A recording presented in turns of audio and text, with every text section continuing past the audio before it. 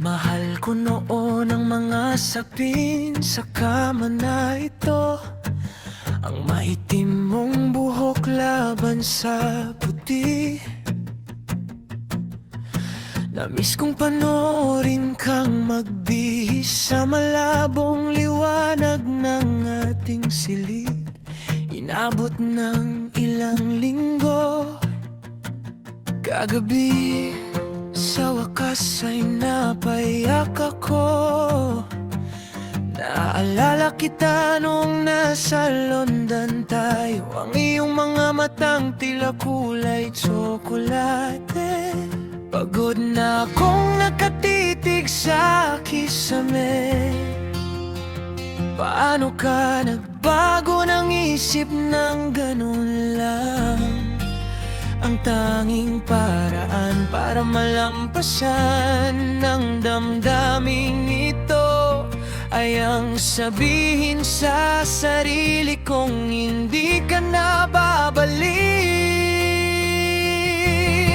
Ayoko na kitang mahalin, ayoko na kitang mahalin. Sa simula pa lang hindi ko hinakalang masasabi ko ito, pero ayoko na kitang mahalin.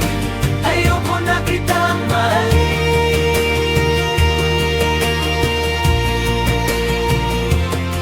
Naka-frame ang liham na iyon sa'yo, nasa estante pa ba iyon? Iyon ang iniwan ko sa ating kama noong wala ka sa bayan. Pagod na akong nakatitig sa kisame.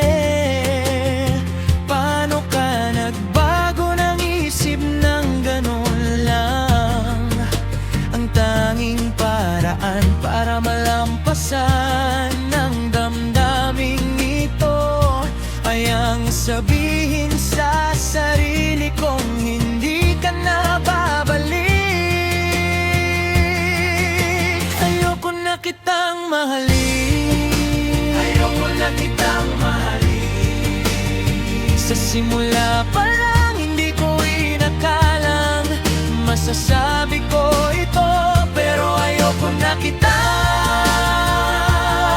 mahalin. Ayoko na kitang mahalin. Ayoko na kitang mahalin. Minsan gusto ko lang makipag-usap kahit sandali, pero hindi ko magawang tumawag dahil alam kong wala na roon ang puso mo. At wala na ang kung anong mayroon tayo.